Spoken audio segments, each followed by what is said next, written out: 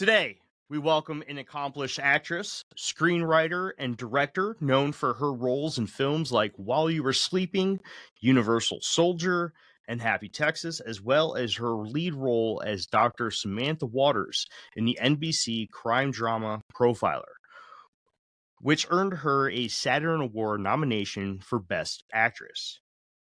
Many of you, like me, may know her best as the villainous Agent June Stahl in the FX crime drama Sons of Anarchy, a role so iconic I named one of my sons after a character from the series. Today, we're thrilled to discuss Allie's latest venture, her debut as an author with The Light Runner, a thrilling novel filled with twists, turns, and journeys into parallel worlds.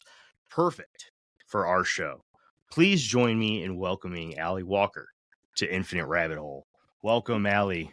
Yay, thank you. Thank you for having me. It's nice to be here. How are you today? I'm doing okay. I flew back from New York yesterday where I did a couple things for the book, and I'm excited. You know, it's cool to start this whole journey. It's pretty different than what I'm used to, so it's exciting. Yeah, I saw you were on Good Morning America. Yeah, I went on Good Morning America. They were super nice. It was really nice to be there and talk about the book and, you know, how I'm changing things up and just, you know, continuing to create and have fun. I was like, wow, she's gonna come from Good Morning America to Infinite Rabbit Hole. She's like, what is this? It's a corporate takeover. GMA wants you. No, they're super nice. We've introduced ourselves multiple times. Jeff, you good with skipping us? Yeah, everybody knows me. All right, so. Good. All right. Allie, we're going to jump right in because we don't have you all night. So we're just going to jump right into it. Okay. Light Runner, you're an author now. Congratulations. Yeah, 2 days ago, right? On the 6th? Yeah, thank you. Yeah. That's exciting. So where... You know what? Let's start off with a. Can you give us a brief synopsis? What is your book about? So the book is well, it's about a lot of things actually, but it basically is a metaphysical thriller, and it centers around the character of Dr. Ella Kramer, who's a young psychiatrist working at a psychiatric hospital, and she's treating a pretty high-profile patient, Captain Oliver Haskell, whose wife's just been murdered, and he's checked himself into Bainbridge Psychiatric Hospital because he's distraught, and Ella's supposed to treat him. And as she kind of sort of untangles, you know, what he's been through and what's going on, her reality starts to sort of unravel. And it's very twisted, very, you know, kind of crazy, but she starts to learn to trust her gut and define reality in the way that she knows what it is, and she finds out the truth about the murder. And it's just, you know, it's you go down a rabbit hole because it's a really interesting. I think it's interesting. The characters in the psychiatric ward begin to tell her the truth about how reality really works. You know, how energy really works, and she starts to listen to them because they're warning her. And you know, she feels like she's going mad, but she ultimately prevails and figures things out. So that's pretty awesome. Pretty much in a nutshell. So this is going to be a series? I have 3 books in that series. Yeah. That's awesome. Yeah, it's called the Reality series because I mean I was always really interested in the question of reality, like why do you know things you don't know how you know? You know, why are some people psychic? Why can astrology? You know, just things that I've always been around in my life. And just kind of wondering if you really listen to your gut. You know, as an actor, I always trusted my gut because I wasn't educated as an actress. I was educated as a scientist. And I had to really, and there were things in science that didn't make sense to me. And I always wondered, and I kind of kept them in the back of my mind and kind of used them in this book. But as an actress, I trained a lot, but I was working. And I just trusted my gut. I really learned to trust my gut. And so it's sort of always this constant battle between your senses and sort of your mind in this world. And I just said, well, you know, why is all that we see, you know, it's the unseen that was kind of interesting to me. That's interesting. What type of like science were you Well, I got my degree in biology, but it was actually biochemistry. I worked at a genetic engineering company, and I sequenced DNA. I was a grunt, because I was just a BA. I had my bachelor's, and I was working for the PhDs. But it's cool because when I was there, this is like a million years ago, you guys, but we worked on the enzyme TPA, which they use in hospitals to break up blood clots in heart attack patients. So I sequenced a lot of that gene. They told me what to do, but I did the grunt work. So it was pretty fun, pretty interesting.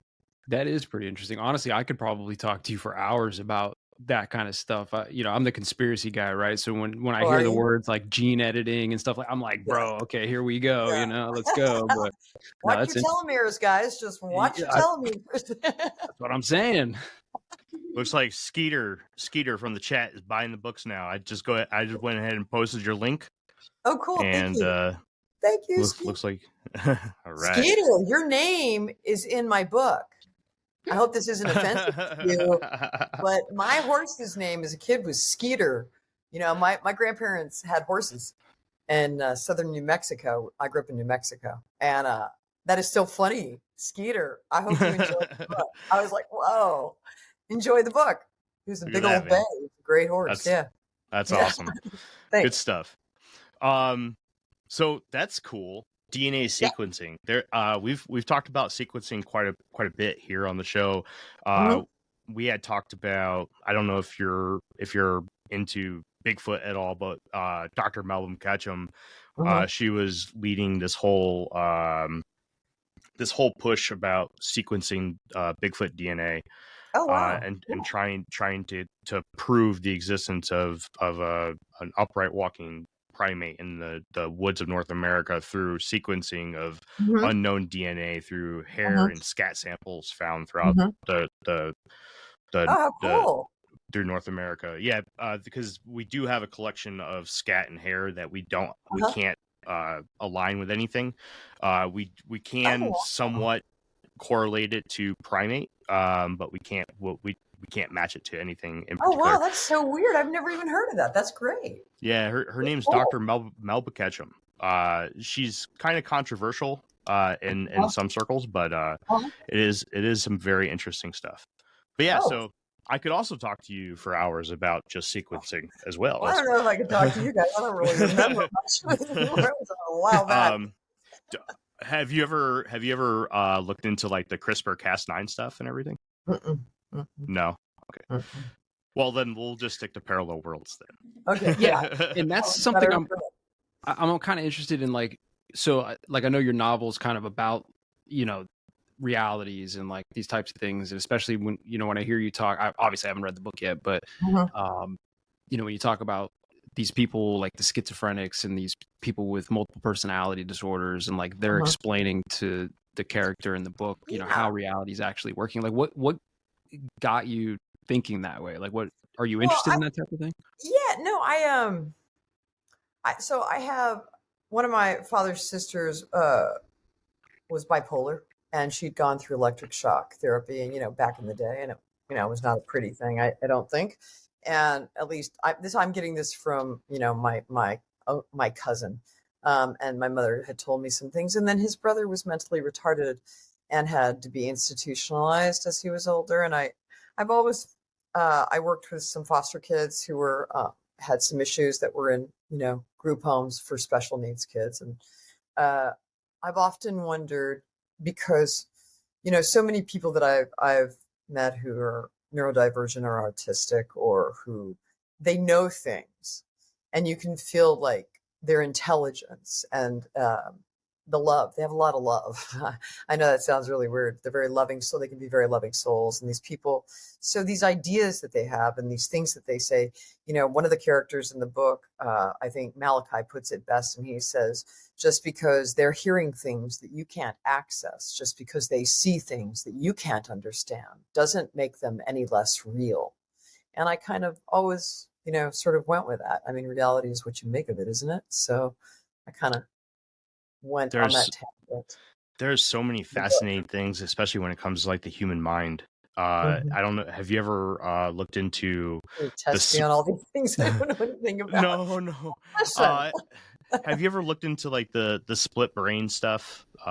Dr. Michael Gazzaniga looked into it back, I believe, in the 80s, about how the right hemisphere seems to has its own separate consciousness, and patients of epilepsy were getting their corpus callosum, that little bridge of Yeah, no, what the corpus callosum is. It's very interesting because the left anterior insula is supposed to be the seat of consciousness, and I use that in the book as well. Because Really? they found, I mean, yeah, one of the tenets of the book is that there's an energy that's swept through the universe, basically, and it takes out life. It's not death, because death is actually part of life. Yep. It's anti-life, and it's a shadowverse descending in the time of Aquarius as everything becomes one. And I found it really interesting. I don't know about you guys, but I'm in a business with a lot of, some would say very narcissistic people, and some very cold, and you look at the top of the food chain in this country and other, in the world, and you can see a lot of people who have no empathy or zero empathy, and it's corruption and greed, and they consume. And so I use the parts of the brain. It's kind of interesting in the book that these people are actually almost like aliens, walking around destroying life itself. So it's interesting that you brought that up. Yeah, you have to read the book. I am. I'm excited. But I use that too. I mean, I touch base on a lot of things, in service to the story that I've created. And that's one of the things, because, psychopaths' brains are usually pretty messed up. I don't mean that in any disrespectful way, but they've usually been abused so badly, or they've had such bad drug addiction problems. They're very different. The brain's where it's at if you want to try to figure out, I think, what's going on with people. The brain is so mysterious. It's really amazing. It's amazing. Before we started recording, we were all just kind of chatting a little bit, and if it gives too much away from the book, please feel free to not dive into it. But we started talking a little bit about quantum, and do you mind expanding into how your book ties into quantum physics or quantum mechanics at all? I don't want to get too much into it. There's a mad physicist who, quote unquote, mad, right, physicist in the hospital who starts to explain time and starts to explain what's really going on. And I will tell you from my own experience that I've had have you ever had a gut feeling or a premonition? And at different points, I have felt like it's me telling me things. One of my very good friends is a psychic in New York. One of my best friends is an astrologer, and the things they say really resonate and they happen. And I always thought that was so weird. Or I would think about somebody and they'd call me 5 seconds later, or I would, have an image of someone when someone just said their name, and I'd have an image of that person. And there's little things that people have all the time, or how somebody's not on the up and up, or how somebody's going to try to get, or they're great, And so I kind of incorporated that. I'm sorry, I'm kind of diverging out, but I've always thought that there are several levels that human beings could be playing on. At least this is my writer brain, and that perhaps that gut feeling is you further down the road looking back and telling you where you are now, what's going on.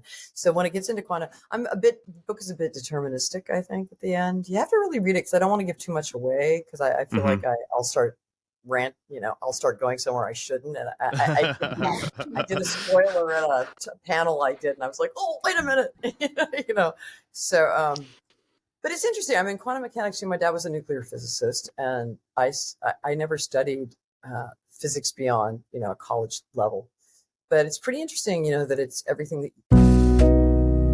The world moves fast. Your workday, even faster. Pitching products, drafting reports, analyzing data. Microsoft 365 Copilot is your AI assistant for work. Built into Word, Excel, PowerPoint, and other Microsoft 365 apps you use. Helping you quickly write, analyze, create, and summarize. So you can cut through clutter and clear a path to your best work. Learn more at Microsoft.com/M365 Copilot. New year, same extra value meals at McDonald's. So now get 2 snack wraps, plus fries, and a medium soft drink for just $8. For limited time only. Prices and participation may vary. Prices may be higher in Hawaii, Alaska, and California, and for delivery. That actually observing something makes it real. And I found that kind of fascinating. The observation effect is wild. I mean, it's just insane. In my book, I deal basically with simple things like the Heisenberg principle or something like that. Which is very simple. But yeah, they're really finding some really cool stuff. It really is. It's just kind of amazing, actually. And black holes, I'm very interested in those, and how they, I never really understood certain concepts, and then you see them applied to these systems, and it's kind of fascinating. There's another one I was listening to about how, how the Big Bang is actually the end of expansion of the universe, and it just suddenly stopped expanding, and now it's contracted. It's just interesting, Anyway, I'm sort of a dilettante. I like all kinds of things. I like to read all kinds of things. And it was really fun to do that. And yeah.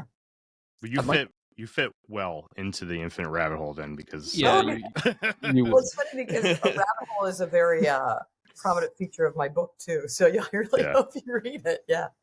Go ahead, Jeff. Sorry, man. I was just going to say, this is something I tend to ask people who are in your industry, especially ones who have been in your industry for a long time, right? And you kind of alluded to it a little bit ago. What is your experience with some of these people? You don't have to say names or anything, obviously, but as the conspiracy-minded person that I am, I tend to think that a lot of the people in like film and all these things, like there's something else going on, right? Whether it's like occult beliefs or they're aliens, whatever it is. I mean, do you have anything that you've come across that you're like, whoa? I get, no. I know a lot of really nice people in this industry. I mean, you have to realize you're talking about artists who are some of the strongest, most free-thinking people you'll ever meet, So no, I don't prescribe to Illuminati. I don't prescribe to any of that. I think people, and look, I'm not saying it can't, whatever. I don't know everything, but I was a working class actress. And I know a lot of people, but no, I did my job. It was more like I met nothing but great people, but there's some gnarly people too, sure. And I tend to listen to my gut and not get involved with gnarly people, and so I was very lucky. But most of the people I know in the business are good people, really good people, hardworking people. Who, when you're especially for women, you're an actress, you make it, every audition I went on, there were a minimum of 100 other people on that audition. Right. So you're slugging it out. And I think sometimes when I get to hear too much of the cult stuff or anything like that, it discredits the hard work people do. You know what I'm saying? It kind of takes away from, sleeping on floors, sleeping on couches, waiting tables. That's what we did, and working hard. For sure. So I don't go down that road very much. Hey, fair enough. I figured I'd ask, had the opportunity to ask. Well, I asked Tommy Chong. Look, a lot of people people have a lot of interest in things like that, and they see a lot more than I probably do. I'm pretty insulated in my world, but I know for myself and for the people that I've worked with, and I've had pretty good experiences. I've had bad experiences with some people, absolutely. I think you can boil it all down to greed. I think it's what we're seeing in the world. I mean, everything can be boiled down to the 7 deadly sins, and it's like, basically it's greed. When people get greedy, things get bad, For sure. But I've been really lucky. So I'm very grateful. Yeah. Well, it's good. It's good that, we get a positive take on that. I'm not saying it doesn't exist. I just haven't seen it. So, cool. I only speak from my experience, and that's all I can speak from. So where did the interest in the whole parallel worlds concept come from? Is there a point of origin where you're like, this is very interesting? It's not, there were just, I think a lot of little things along the way. I think, I think knowing things that I didn't know how I knew, I think was a big one. And I kind of had this weird, I have had some weird dreams and they've, kind of come true. And I've had situations where I really did feel like I was looking down at myself and making sure, like it was like I knew this, like a lot of deja vu, right? Mm-hmm. And and I thought, who's to say that, I'm not so arrogant as to say that this is all there is, and not at least prescribe to the notion that there's several ways, you'll read the book, you'll see what I'm saying, but there's several ways to getting to the end result. I mean, I do believe that things are sort of deterministic overall, but I do believe there's several ways and several outcomes, and not outcomes, but several paths to get there.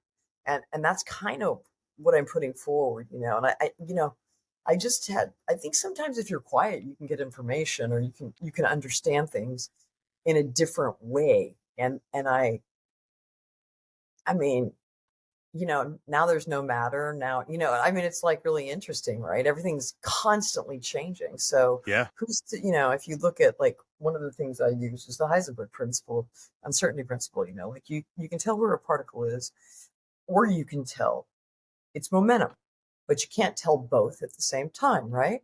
Correct. So from that I went, well, that's because they're in different dimensions. You know what I mean? So it's like I'm when you're looking at its point, it was, and now it's here, but it's in and you can't find it. So I thought, well, let me just extrapolate that to us, and I thought that was interesting. So I don't know. I think there's a lot we don't understand. I think there's a lot we don't. I think look at.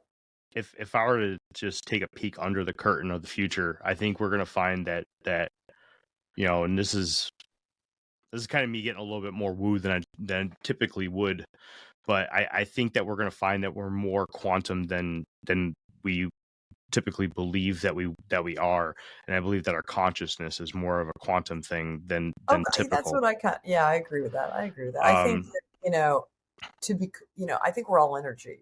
That's how I look at everything. Everything is energy, and I think when energy, we were just talking about what is observable. So sometimes energy, I think, wants to observe itself, and it does so through us. You know what I mean? We had just done an episode where we were talking about the law of conservation of mass and the law of conservation of energy, and how neither can be created nor destroyed, but they can only change forms. Transform, yeah.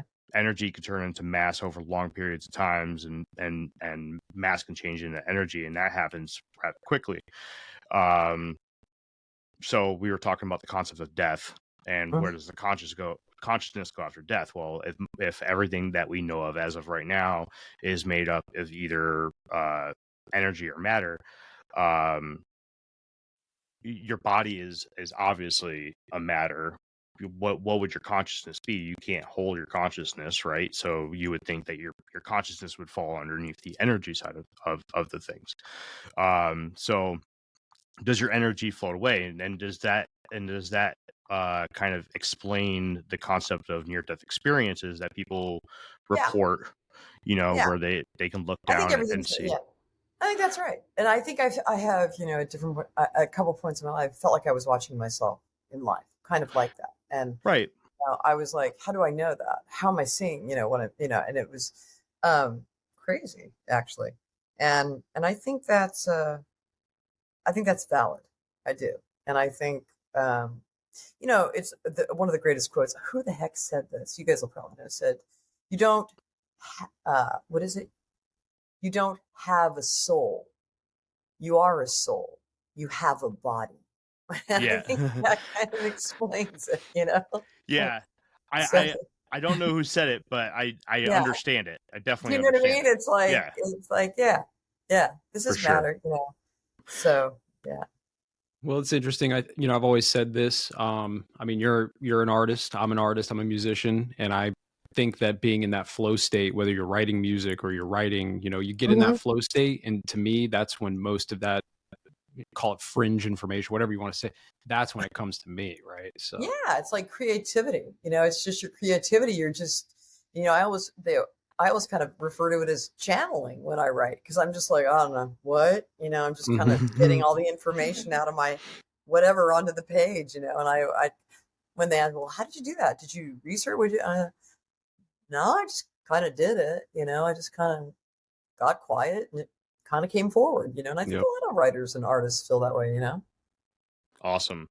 Well, Allie, I know that we don't have you all night, so why don't you go ahead and let everybody know where they can find everything. Allie Walker, where can they follow you? Where can they come visit all of your work? Website handles, all that good stuff. Okay. I go to alliewalkerofficial.com, and you can go to Amazon and look up The Light Runner, 3 words, The Light Runner by Allie Walker. And I hope you guys like it. It's on Barnes & Noble too. I pinned the Amazon link in the Twitch chat for anybody who's listening right now. I know that I've already got confirmation that there's been a few purchases tonight. I think you're crazy. What are these people saying? No, I don't. What? No, Shadow Band, I don't. I really don't. I'm cool with whatever. I've been around a long time. This is not my first, but you got to be, love is the number one energy. Love is the frequency we all need to be on. That's 100%. The frequency everybody needs to get on. 100%. No, we like to give each other crap in the chat. That's so mean. This was a very tame episode. This was very nice. Sorry. No. I'm an old mom. What do you want from me? Allie, this was an absolute pleasure. I really do appreciate you taking the time and visiting us. This was great. I can't wait. I got my copy showing up tomorrow in the mail. Cool. And I'll write you a nice review. And you're so sweet. Thank you so much. Okay. This episode will go live next Monday, not tomorrow, but the Monday after that, and we'll post it on all our socials and tag you. Once the recording is done, if you could just hang back for just a second so I can make sure I have all the audio downloaded. Okay. Jeff, you have anything to put out before we go? No, I appreciate you coming on, Allie. It's like I said, it's an honor to meet you. This is pretty sick. So sweet of you guys to have me. Thank you so much. Absolutely. For those of you that are subscribed to our Patreon, the Ryo Tatsuki episode will go live June 11th. All right. That has been all. That has been another episode of the Infinite Rabbit Hole podcast. I'm your host, Jeremy. Thank you, everybody. We'll see you right here in the next back and forth of the Infinite Rabbit Hole. Bye, everybody. Bye.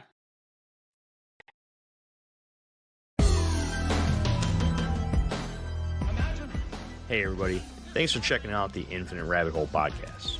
If you're looking for more of our stuff, head on over to infiniterabbithole.com, where you can find links to all the podcast players that we are available on, and even our video platforms such as TikTok and YouTube. While you're there, make sure to check out all the links for our socials and hit that follow so you know when all the new stuff from our podcast comes out. And until next time, travelers, we'll see you right here in the next fork in the path of the Infinite Rabbit Hole. Bye.